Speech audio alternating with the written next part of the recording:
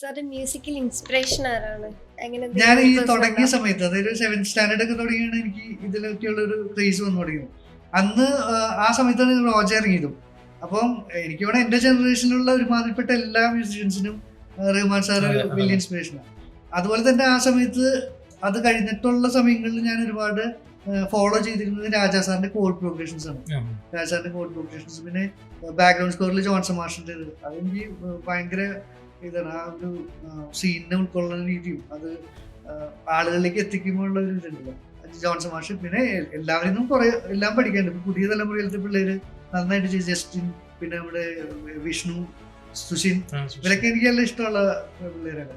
ഗോവിന്ദൊക്കെ നമ്മുടെ ഇടയ്ക്ക് ഓരോന്നും ചെയ്യുന്ന സംഭവം ഭയങ്കര അടിപൊളി സാധനങ്ങളാണ് വരുന്നത്.